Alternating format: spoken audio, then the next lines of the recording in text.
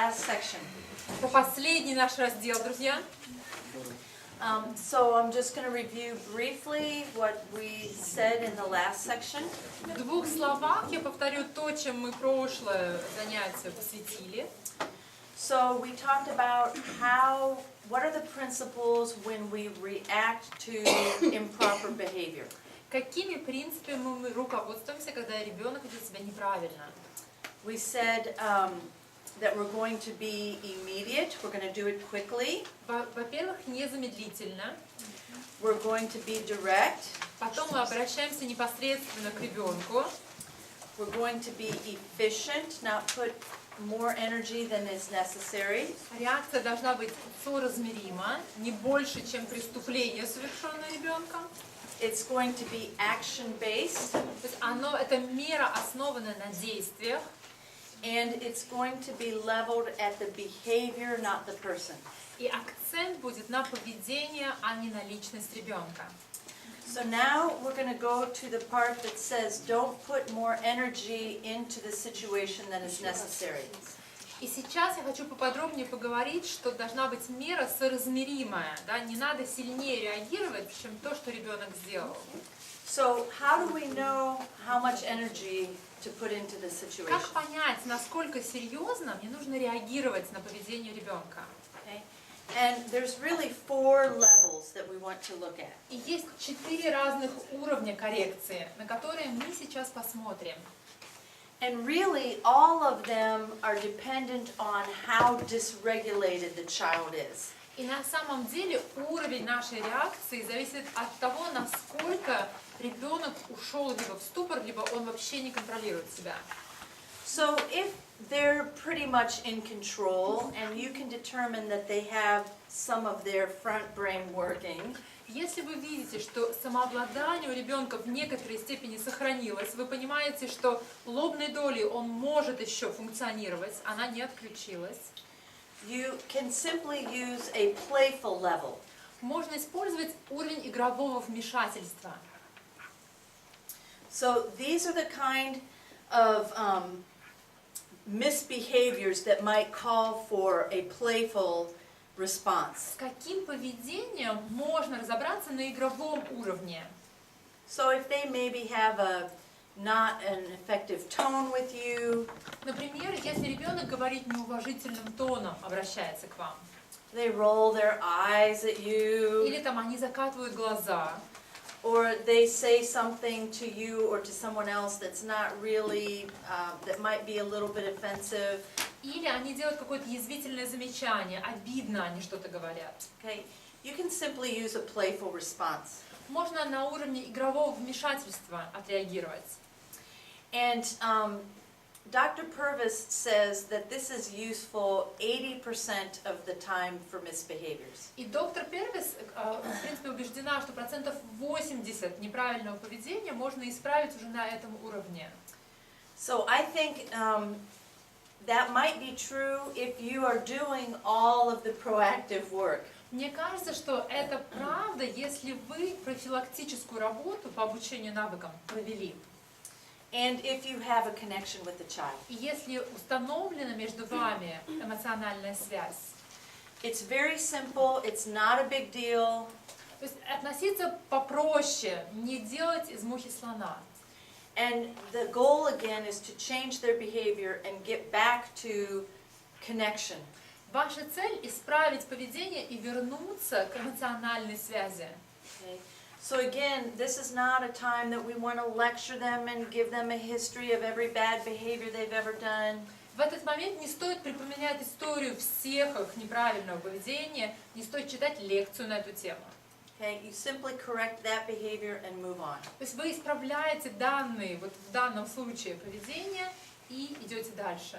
So we're going to watch Dr. Purvis in a very simple clip. И вот ситуация. Thank you, Dr. Would you give it to Oh, they can't see yes, anything. Почти ничего не видно, да? Что очень плохо видно. Here, well, let's try it again. Here, let's Давай hand попробуем it to еще her. раз. То есть она сидит на полу, Gently. Thank you, that was good work. ему нужно было передать игрушку другому человеку, а он бросил перед тем, как ребенок взял другую. And then, You better go.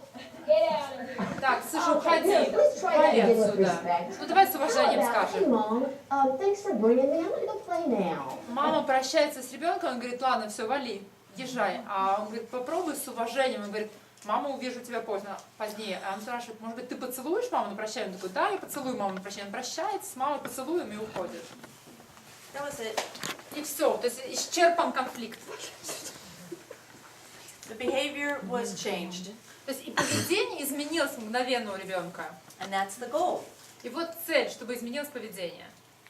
So sometimes it doesn't go like that, Иногда так просто не обойдется. and so what is required of us is to go to the next level. И тогда потребуется перейти на следующий уровень реагирования. And this is a structured engagement. Это структурирующее вмешательство. So we do this when kids are a little bit more dysregulated То есть когда ребенок уже теряет самоконтроль, and they're not responding to a playful suggestion. вы попробовали в игровой форме, и ребенок не отреагировал. And so this is when you want to give the kids a choice. И в этот момент вы предлагаете ребенку выбор, помните, выбор, Or when you want to talk about a compromise, или он может предложить свой вариант, компромисс. okay? And so, for example, I don't really have a clip here. У нас нет видеоролика на эту тему. So if the little boy, if she said to the little boy who threw the toy, Например, ребенок бросил игрушку вместо того, чтобы передать в руки, and she said, "Oh, would you please pick that up and try it again?" и она отреагировала и сказала, попробуй еще, подними и дай в руки. And he either said no, И если ребенок откажется, скажет нет, or he walked away and sit down, или если он отойдет и сядет в сторонке, she would go to him и она подойдет к ребенку, and get on his level во-первых, она опустится на его уровень, and say, "You have two choices. и она скажет, у тебя два выбора. You can pick it up and do it again, Ты можешь поднять игрушку и переделать, и отдать ребенку в руки, or I'm going to ask you to leave the group." или тебе придется уйти из группы. Okay? It's your choice. Это твой выбор, выбирай. And again, how we say this choice is everything. И вы знаете, самое главное, это каким тоном вы это предложение сделаете. If I come to the little boy and I say, "You have two choices," Если я подойду к малышу, к этому, и скажу, так, у тебя два выбора. you either pick that up, Так, или поднимаешь немедленно игрушку, or you're going to leave this group. или ты вылетаешь отсюда. Okay, how does he receive that tone? Как он воспримет эту интонацию? Не буду. He will start fighting you here. Yeah, it's a threat. Это угроза. Yeah, and he's going to respond to me. И он, конечно, нападением отреагирует на угрозу. Okay. But if I come to him and I say, "Look, bud, that's not acceptable." Если я, наоборот, подойду к нему и скажу, слушай, дружок, знаешь, не пойдет. Okay, we're sticking together here. Помнишь, мы держимся вместе? Okay, so you got two choices. Слушай, у тебя два выбора есть. Okay, you can pick it up and let's do it again, Слушай, ну давай, если возьмешь и отдашь ребенку, or you're going to have to leave the group. или тебе придется уйти. Very different, И разные интонации голоса. right? Okay. So again, we have to pay attention to how regulated our kids are. That's the key. Очень важно обратить внимание на уровень самообладания ребенка на данный момент, насколько он владеет собой. So if the child is getting really out of control, Если ребенок на самом деле уже выходит из-под контроля, and they need help controlling their emotions, и им нужна помощь для того, чтобы эти эмоции взять под контроль, we need to help them regulate their emotions. наша задача помочь ему проконтролировать свои эмоции. Okay. So we can come to them and we can say, either you need to regulate yourself or I'm going to help you. То есть и важно дать им выбор. И вы подходите и говорите, Либо я сейчас буду помогать тебе взять себя в руки, или ты возьмешь себя в руки самостоятельно. Okay? And again, it's how we say that. Опять же, очень важна интонация.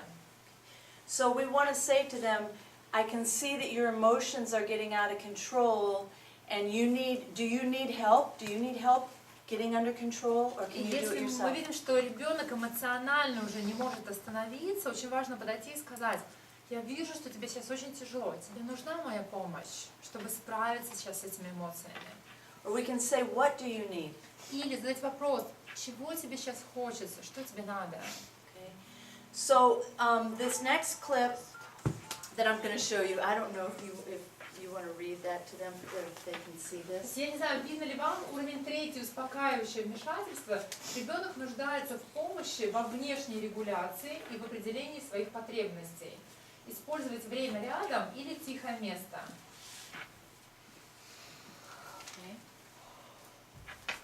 Okay, so this next clip we're going to look at is a little boy who they're in a big group. Ситуация такая: большая группа детей, там есть мальчик. And she's asked him a couple of times to do something that he is not doing. И она несколько раз обращается к нему с просьбой сделать что-то, и он не слушает ее. Okay, so I want you to pay very close attention. I hope you can see this. Я надеюсь, что вы сможете увидеть это. Okay, because she has asked him a couple of times to do something, to pay attention and to not fidget. То есть она говорит: пожалуйста, сейчас сконцентрируйся, перестань ерзать, посмотри на меня. And I think he's bugging the kids around him. Плюс ко всему он еще заводит детей, которые сидят рядом с ним. Okay, and he's not really paying attention and he's not doing it. То есть и он сам не обращает внимания на наставника и другим не дает. То есть он в принципе всем мешает. Okay, so this is a very important moment.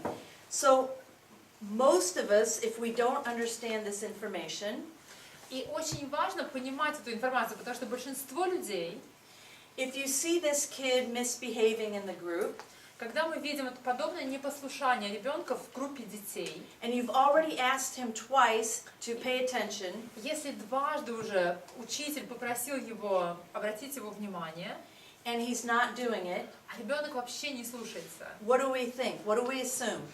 какой вывод мы делаем? Все. Why is he not doing it? Работать Почему индивидуально он надо. не делает этого? Ну, потому что мозг не реагирует уже. Before this information, what would they think? А если бы вы не знали этой информации, какое бы ваше было предположение, почему он это делает? Не хочет подчиняться, не хочет. He is intentional. Yeah, he's being a brat. He's not paying То attention. есть он просто не хочет обращать внимание, и он намеренно не слушается. Он Игнорирует. назло всем делает. Okay, so let's see where she goes with this. Давайте посмотрим, что она с этим сделает. I hope they can see it. It starts here.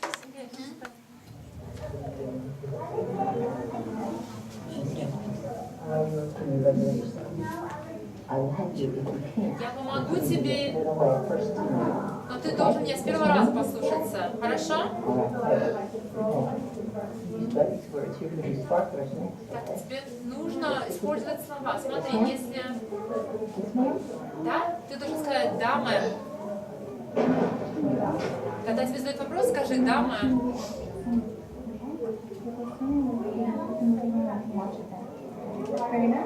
То есть сейчас мы с вами займемся этим занятием, потом посмотришь кино. Нет. Так, у тебя есть выбор. Сейчас ты пойдешь вместе со всеми остальными детьми. Да, или тебе придется посидеть в другой комнате одному. Давай, договорились? Честно? Ну что, может быть, компромисс хочешь?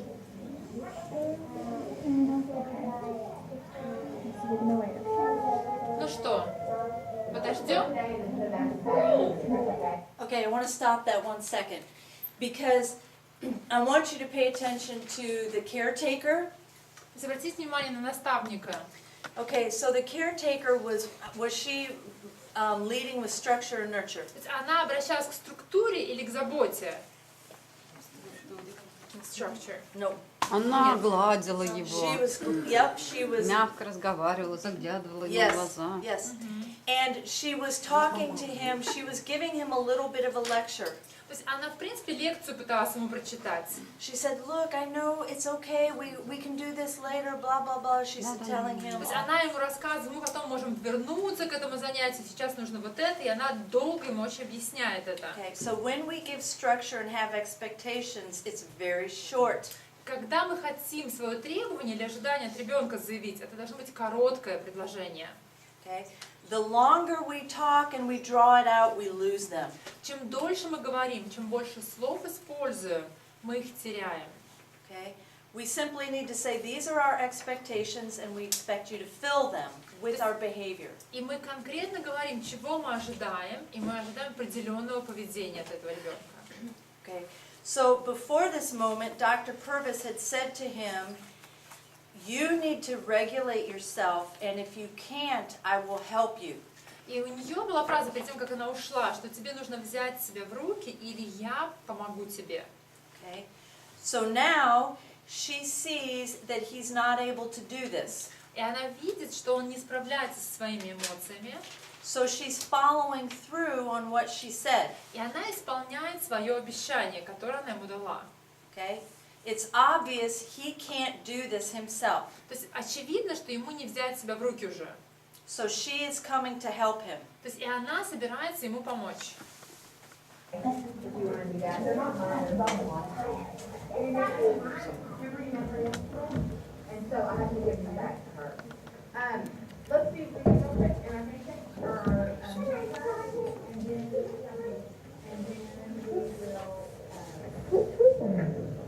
Ну что с тобой происходит?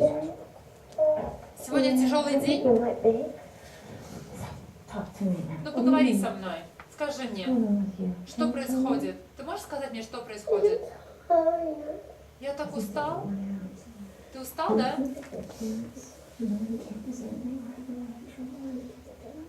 То есть ребята жаловались на него, что он плохо себя вел. Что можно сделать? Можешь попробовать. У тебя что по расписанию? У тебя спорт по расписанию? Ты хочешь плавать или не хочешь плавать? То есть тебе нужно поменьше поплавать сегодня, ты очень устал уже.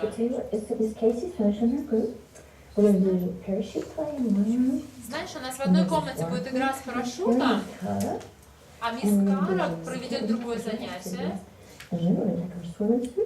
А потом, после этого, мы наденем купальники и пойдем плавать. А после бассейна у нас будет мультик. Представляешь, себе мультик будет? Тебе нравится эта идея? Хороший план? Послушай меня. Надо словами пользоваться. Нужно использовать слова, чтобы сказать, что тебе надо. Хорошо? Договорились? Он просто устал. То есть такое ощущение, что ему надо отдохнуть, ему надо лечь поспать.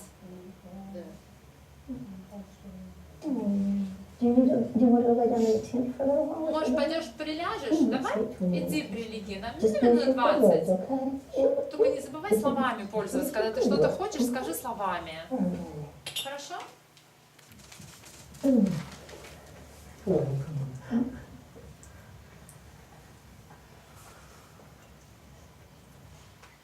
Okay, I'm so sad that you can't really see the clip. Мне жаль, что плохо очень видно, качество не очень светло. Because the change on this boy's face is really amazing. Кстати, там видно, что меняется выражение лица у мальчика. So he was fidgeting and he was misbehaving. И он ерзал на месте, он не мог сидеть прямо. She asked him 2 times to straighten up. Она 2 раза просила его сесть прямо. He couldn't do it. Он не мог уже сидеть прямо просто. The caretaker was rubbing his back and trying to get him to comply. И наставник пытался уговорить, оказав заботу и погладить его по спине.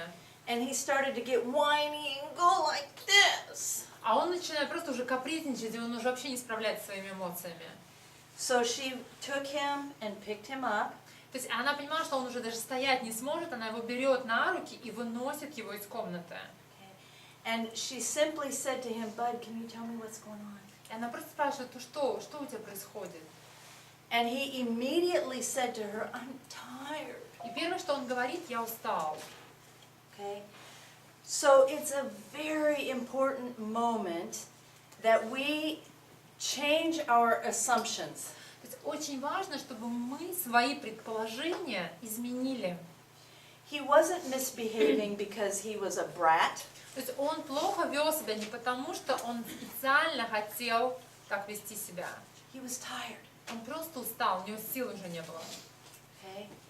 And so when she asked him, what's wrong with you, he could tell her.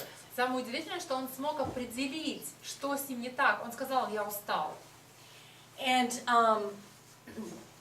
she said to him, you need to use your good words. И она как раз последнее наставление дает ему и говорит, ты должен использовать слова. Okay? So she's teaching him, look, if you're tired, you need to tell us and we'll help you. И она просто сказала, если ты устал, просто скажи нам словами, и мы тебе поможем. So the result of this was he said he was tired and he went to take a 15-minute nap. И вот получается, он сказал словами, я устал, и они его отправляют 15 минут поспать, полежать. Okay? So this is going to a calming engagement. То есть, и это переходит к успокаивающему вмешательству. When we need to help them with their emotional regulation. Когда ребенок не справляется со своими эмоциями, нужно помочь ему успокоиться. Okay. The next level is a protective level. И четвертый уровень – это защищающее вмешательство. And I want to make a distinction within this level. И в этом уровне есть несколько подуровней. Okay, so this level is when the child absolutely cannot control themselves. То есть на этот уровень мы переходим, когда ребенок вообще потерял какой бы то ни было контроль. Their connection between their frontal cortex is off. То есть все, отключилась лобная доля, она не функционирует. And so you realize talking to them is not helpful. И вы понимаете, что говорить с ними бесполезно сейчас. Okay? So then our goal is to protect them from their own behavior. И ваша задача сейчас просто их защитить от последствий их неправильного поведения. And so there's two levels. One level is if maybe it's a teenager that is very aggressive. Например, первый подуровень будет, если это подросток, который очень агрессивно себя ведет. Okay, so I know that at the harbor, I know in America with the families that I consult with, that their kids sometimes can even go to beat the parents. То есть я знаю, у нас были такие случаи в пристани, я знаю примеры семей, где дети нападали на родителей и начинали их избивать. Okay, or they take a knife